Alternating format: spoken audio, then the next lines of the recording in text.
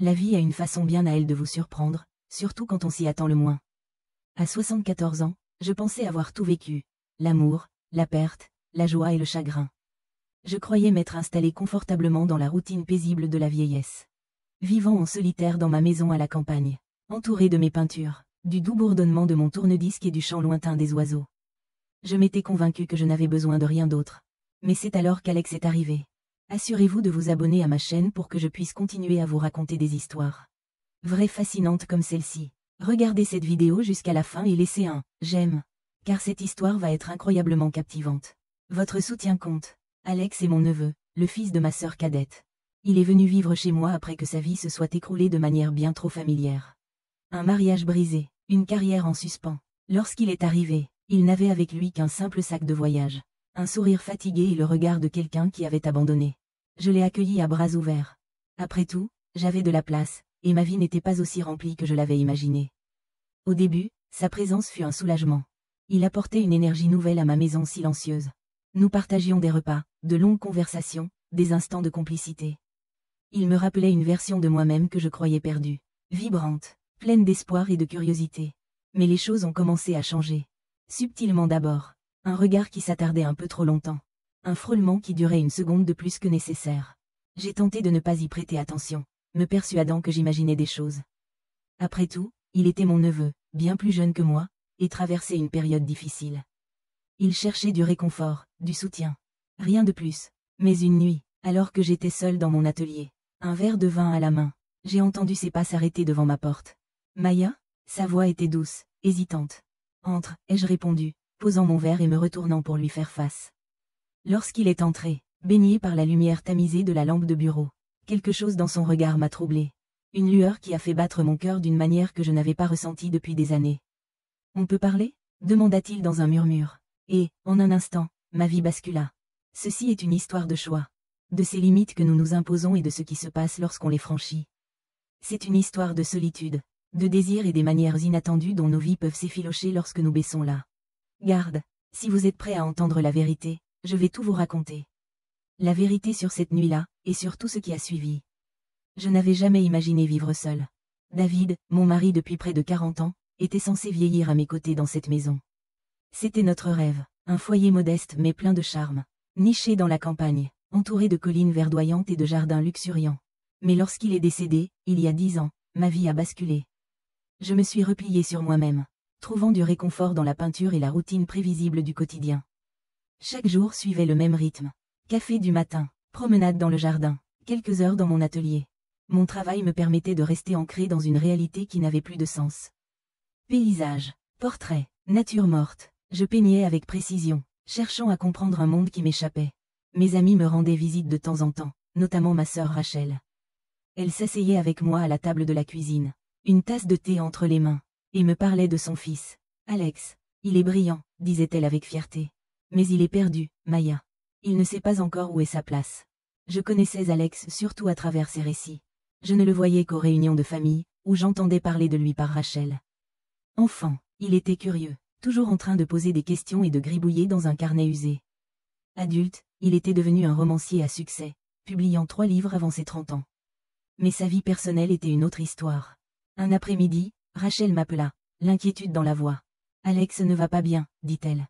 Son mariage est fini, et il n'arrive plus à écrire. Il a besoin de changer d'air, de retrouver un endroit calme pour faire le point. J'espérais qu'il puisse rester chez toi quelque temps. » J'hésitais, non pas que je ne voulais pas l'aider, mais je n'étais pas sûre d'être prête à partager mon espace après tant d'années de solitude. Mais la détresse dans la voix de Rachel m'empêcha de refuser. « Bien sûr, répondis-je, il est le bienvenu. » Quand Alex arriva, je fus frappée par son changement. L'homme confiant et charismatique dont je me souvenais n'était plus. À sa place se tenait quelqu'un de plus réservé, presque effacé. Ses épaules étaient voûtées, ses yeux cernés par la fatigue. Il ne portait qu'un simple sac de voyage, laissant derrière lui tout le reste de sa vie en ville. « Salut, tante Maya », me dit-il avec un sourire forcé. « Alex », répondis-je en le serrant dans mes bras. « Je suis heureuse de te voir. » J'avais préparé sa chambre avec soin. Un espace chaleureux donnant sur le jardin. Des fleurs fraîches sur la table de chevet. Une pile de livres que j'espérais lui plaire. Il me remercia avec une sincérité qui me toucha, mais qui me fit aussi de la peine pour lui. Au début, nous gardions nos distances. Il passait ses journées enfermé dans sa chambre. à taper sur son ordinateur ou à fixer le paysage à travers la fenêtre.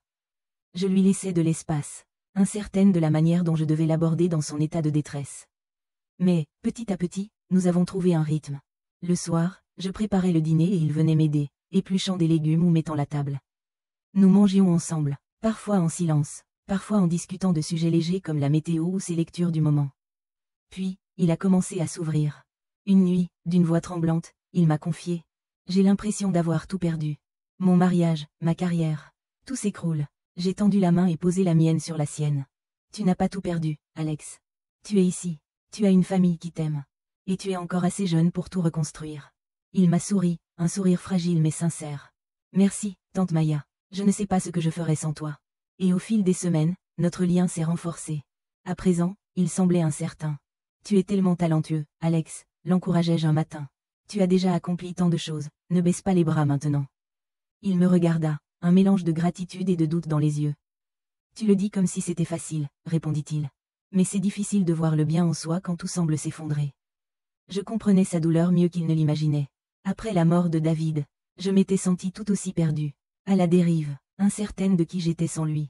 Mais à travers mon art, j'avais retrouvé mon chemin, et je voulais aider Alex à faire de même. Un soir, je l'invitai dans mon atelier. C'est ici que je passe la plupart de mon temps, dis-je en lui montrant les toiles alignées contre les murs. C'est mon sanctuaire. Il parcourut la pièce, observant mes œuvres avec attention. C'est incroyable, dit-il, admiratif. Tu as capturé tant de vie. L'entendre dire cela éveilla en moi quelque chose que je n'avais pas ressenti depuis des années. Une fierté oubliée. Merci, répondis-je doucement. L'art a toujours été ma manière de donner un sens aux choses. Il hocha la tête, pensif. Je crois que j'ai besoin de retrouver quelque chose comme ça. Quelque chose qui me fasse me sentir entier. C'est au fil de ces moments que je remarquais un changement en lui. Il paraissait plus léger, plus présent, comme si le poids qu'il portait s'atténuait peu à peu. Mais avec ce changement vint autre chose, quelque chose que je n'arrivais pas à nommer. C'était dans sa façon de me regarder, ce regard qui s'attardait une seconde de trop, ou dans ses gestes anodins, comme lorsqu'il effleurait mon bras en riant, sa main chaude contre ma peau. Au début, je balayais cela d'un revers de la main, y voyant simplement une marque d'affection, le signe de notre proximité grandissante. Mais avec le temps, je ne pus plus ignorer l'effet que cela me faisait.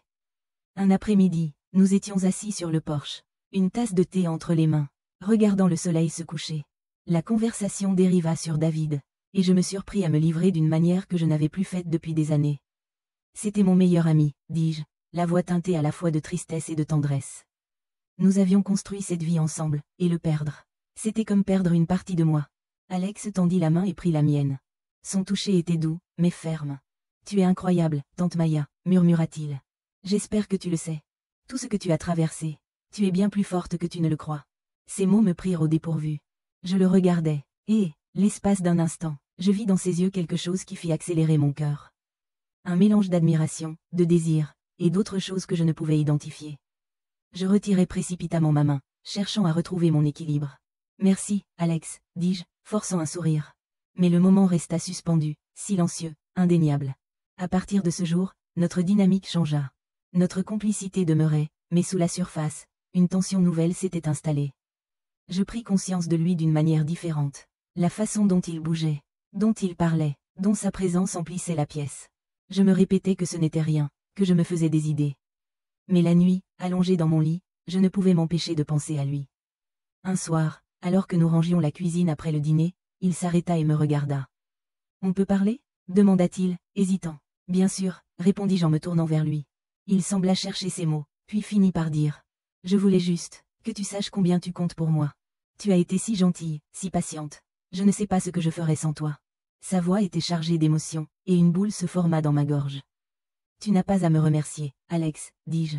Je suis heureuse que tu sois là. » Mais l'intensité de son regard disait qu'il y avait plus à dire. « Alex, commençai-je, ma voix se perdant. Avant que je puisse continuer, il fit un pas vers moi, effleurant ma main du bout des doigts. L'air autour de nous s'alourdit, chargé d'une tension que je ne voulais pas nommer. C'est par une douce soirée d'automne que la frontière entre nous s'effaça d'une manière irréversible. La journée avait été paisible, passée à ranger les derniers vestiges de l'été dans le jardin. L'air était frais, chargé de l'odeur des feuilles mortes, et le soleil déclinant baignait tout d'une lumière dorée. En travaillant, Alex semblait plus détendu que jamais. Il riait facilement, la lourdeur qui pesait sur lui s'était dissipée, remplacée par une chaleur contagieuse. « Tu as un vrai don pour ça, tante Maya, » dit-il en désignant les haies fraîchement taillées. C'est comme si tu avais créé ton propre monde ici. Je souris en essuyant mes mains sur mes gants de jardinage. Cet endroit m'a toujours aidé à garder les pieds sur terre, dis-je. Surtout après. Je m'interrompis, et il hocha la tête, comprenant sans que j'aie besoin d'en dire plus. Ce soir-là, après le dîner, il nous servit un verre de vin, une habitude que nous avions prise depuis son arrivée. Nous nous installâmes dans le salon, bercés par le crépitement du feu de cheminée. La maison était chaude et réconfortante, en contraste frappant avec l'inquiétude diffuse qui commençait à s'agiter en moi. La conversation débuta innocemment. Nous parlâmes de littérature, comme souvent. Il relisait son livre préféré, Gatsby le Magnifique, et nous débattîmes de ses thèmes. L'amour, l'ambition, l'insaisissable nature du bonheur. C'est tragique, en réalité, dit-il en faisant tourner son verre entre ses doigts. Gatsby a passé toute sa vie à courir après un rêve, qui n'a jamais vraiment existé. Je hochai la tête, pensive, réfléchissant à ma propre vie. Et les rêves que j'avais laissés de côté au fil des années. Parfois, il est plus facile de s'accrocher à une idée que de faire face à la réalité. Dis-je doucement. Il me regarda, ses yeux cherchant les miens. Est-ce que tu as déjà eu l'impression de t'être contenté de ce que tu avais? Tati Maya, comme si tu avais abandonné quelque chose que tu voulais vraiment? La question me prit de court. Je pris une gorgée de vin pour gagner du temps avant de répondre. Je ne sais pas, dis-je enfin. Je suppose qu'il y a des choses que je voulais qui ne se sont pas réalisées. Mais je ne regrette pas la vie que j'ai eue. Elle a eu du sens. Du sens? Répéta-t-il, son ton pensif. C'est un bon mot pour ça. Je pense avoir passé ma vie à poursuivre les mauvaises choses. Et maintenant que je les ai perdues, je ne sais plus ce qu'il me reste. Je tendis la main et posai ma main sur la sienne. Tu es encore jeune, Alex, tu as le temps de comprendre. Sa main se referma autour de la mienne. Et pendant un bref instant, je sentis un changement dans l'air entre nous. Ce n'est qu'après, seul dans mon atelier, que je compris à quel point ce moment m'avait perturbé. Je tentais de me concentrer sur ma peinture. Mais mes pensées dérivaient sans cesse vers Alex. La façon dont il m'avait regardé. La chaleur de sa main dans la mienne. Je me disais que ce n'était qu'un moment fugace. Un instant de vulnérabilité. Mais alors j'entendis des pas dehors. Maya, dit sa voix, douce, hésitante. Je peux entrer? Entre, répondis-je en posant mon pinceau et en me tournant vers lui. Il entra, et la lumière de la lampe de bureau éclaira son visage. Il y avait quelque chose dans ses yeux, une intensité qui fit battre mon cœur plus vite. Ça va? Demandai-je, essayant de paraître détendu. Il hésita, son regard tombant sur le sol. Je ne sais pas, avoua-t-il, la voix tendue. J'avais besoin de te parler. Bien sûr, dis-je, lui faisant signe de s'asseoir. Il ne s'assit pas. Au lieu de cela, il fit un pas de plus, ses mains se tordant nerveusement. Je ne sais pas comment le dire. Commença-t-il, la voix à peine plus forte qu'un murmure. Mais j'ai l'impression que tout dans ma vie est en train de s'effondrer et tu es la seule chose qui ait encore du sens pour moi en ce moment. Ces mots envoyèrent un frisson dans ma colonne vertébrale. J'ouvris la bouche pour répondre. Mais avant que je puisse dire quoi que ce soit, il combla l'espace entre nous. Tati Maya, dit-il doucement, la voix tremblante. Et puis, dans un moment où le temps sembla se figer, il se pencha. Ses lèvres effleurèrent les miennes. Timide, douce, comme s'il attendait que je me retire. Mais je ne le fis pas. Le baiser fut bref, juste un instant fugace. Mais il sembla que le temps s'était arrêté. Lorsqu'il se retira, ses yeux étaient remplis à la fois de peur et de désir. Je suis désolé, dit-il précipitamment, faisant un pas en arrière. Je n'aurais pas dû. Ça va, l'interrompis-je, la voix tremblante. Tu traverses beaucoup de choses en ce moment, je comprends. Mais même en prononçant ces mots, je savais qu'ils n'étaient pas entièrement vrais. Ce qui venait de se passer n'était pas acceptable, et je ne comprenais pas ce que je ressentais. Il hocha la tête, ses épaules se relâchant dans un signe de défaite. Je vais y aller, dit-il en se tournant pour partir. Alex, attends, appelai-je, incertaine de pourquoi je l'avais arrêté. Peut-être parce que je ne voulais pas qu'il parte ainsi, empli de honte et de regret, ou peut-être parce qu'une partie de moi ne voulait pas qu'il parte du tout. Il se tourna, son expression impénétrable. Tu n'es pas seul dans tout ça, dis-je doucement. Peu importe ce que tu ressens, on trouvera une solution ensemble. Un instant, il resta là, me fixant, comme s'il hésitait à me croire. Puis il hocha la tête, un faible sourire effleurant ses lèvres. Merci, dit-il, la voix à peine audible. Les jours qui suivirent furent remplis de tensions non dites. Nous n'évoquâmes jamais ce qui s'était passé, mais c'était toujours là. Chaque regard, chaque geste, chaque instant était imprégné d'une compréhension silencieuse.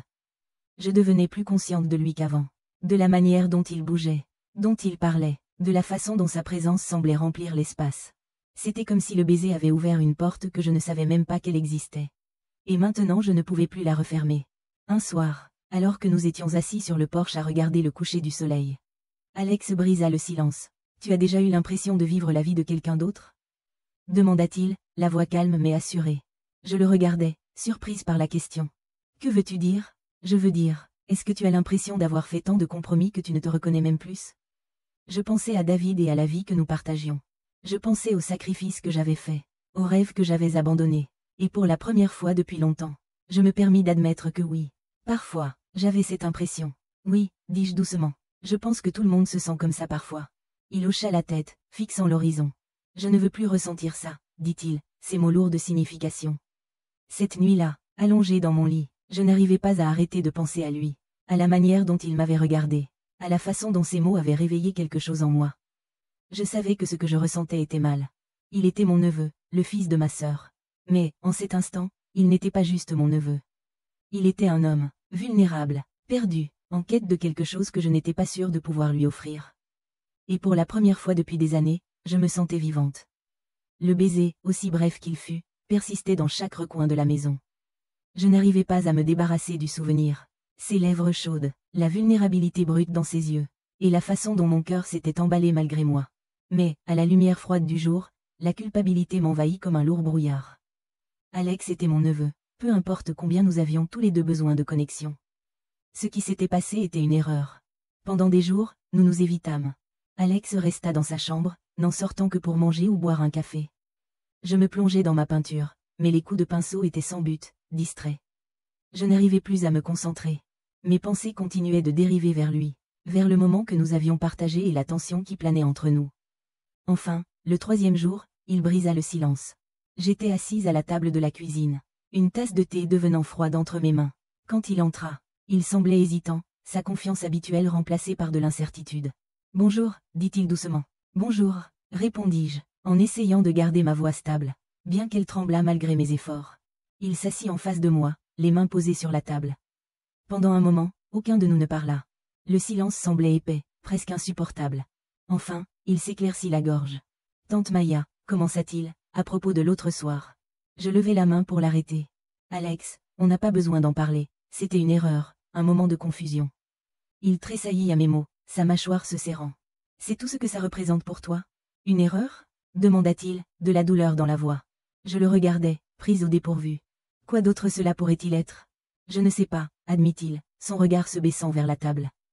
Mais ça ne m'a pas semblé être une erreur. Ça m'a semblé réel. Ses paroles me secouèrent. Je me forçais à rester calme. Alex, tu traverses une période difficile, tu es vulnérable, et j'aurais dû être plus prudente. Prudent? Répéta-t-il, sa voix montant. Tu penses que tout ça se résume à la vulnérabilité? À moi qui suis perdu? Je sentis ma voix se faire plus acerbe, plus tranchante que je ne l'avais voulu. Tu penses que je ne sais pas ce que je ressens? Que je suis juste une personne brisée qui s'accroche à la première gentillesse qu'elle reçoit? Ce n'est pas ça, Maya. C'est à propos de toi, de nous. J'étais stupéfaite, incapable de répondre au début. Toi? Dit-il, sa voix s'adoucissant. Oui, toi, tu es incroyable, tu ne le vois même pas. Tu as construit cette vie magnifique pour toi-même. Et tu as été tellement gentille avec moi. Tellement compréhensive. Tu me fais me sentir vivant. Ces mots me laissèrent sans souffle, mais ils remplissaient aussi mon cœur de crainte. Ce n'était pas quelque chose que nous devions explorer. Ce n'était pas quelque chose qui devait arriver. Alex, dis-je doucement, je tiens à toi, mais ça ne peut pas arriver. Ce n'est pas bien. Il me regarda longuement, la douleur dans les yeux. Je comprends, dit-il enfin. Je vais faire mes valises et partir. Alex, tu n'as pas à. Si, je dois, répondit-il fermement. Rester ici ne fera qu'aggraver les choses pour nous deux. Cette nuit-là, je restais allongé dans mon lit, fixant le plafond. Le poids de ses paroles me pesait. Une partie de moi voulait l'arrêter, lui dire de rester, que nous pourrions tout résoudre ensemble. Mais une autre partie de moi savait qu'il avait raison. Le matin suivant, il était parti. La maison semblait terriblement vide sans lui. Pendant des semaines, je vagabondais d'une pièce à l'autre, incapable de chasser ce silence qui semblait résonner en son absence.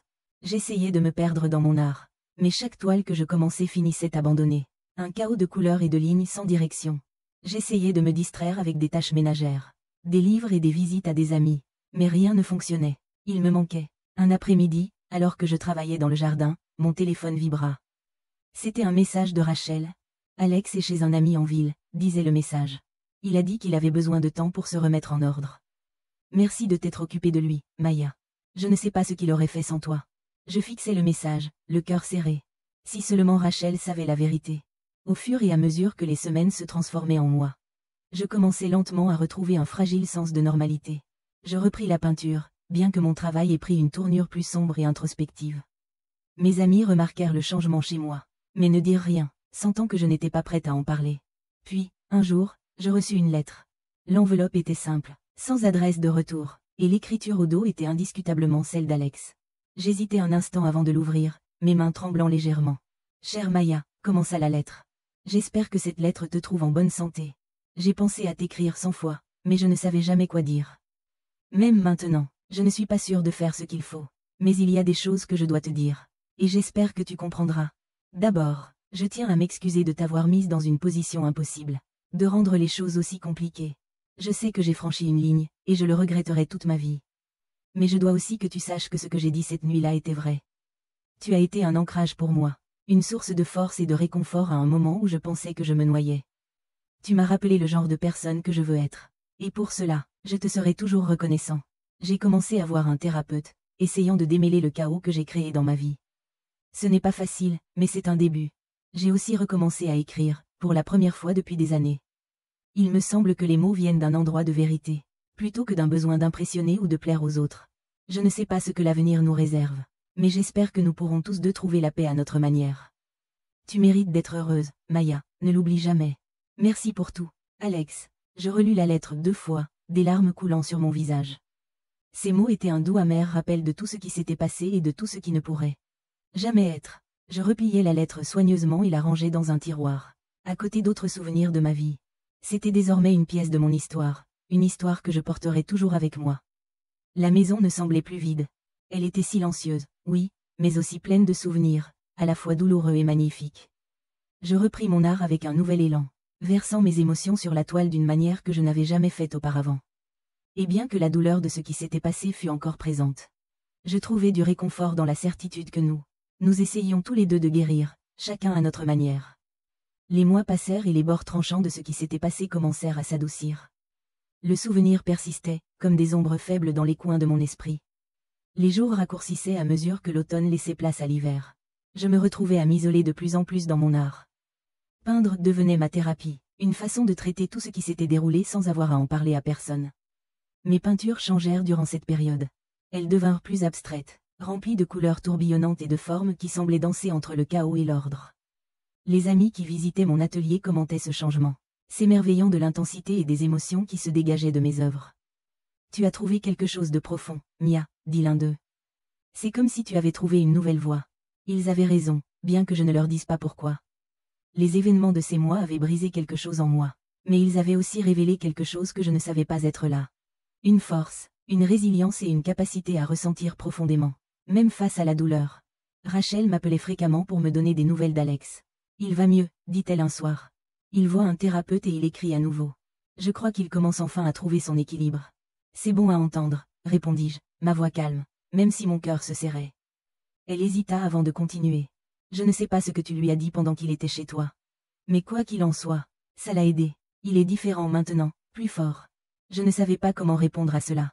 La vérité, c'était que je n'étais pas sûre si je l'avais aidé ou si je l'avais davantage blessé.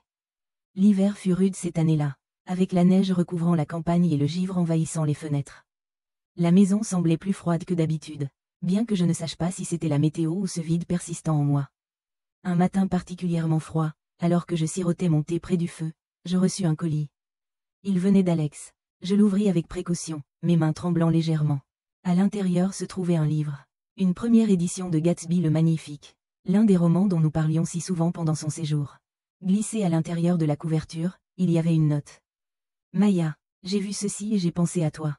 Merci pour tout, pour ta gentillesse, ta patience et ta sagesse. Tu comptes plus pour moi que je ne saurais le dire.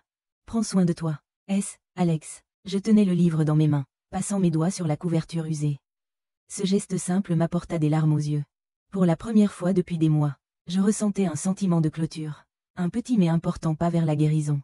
Les jours commencèrent à rallonger à nouveau et, avec l'arrivée du printemps, vint un sentiment de renouveau.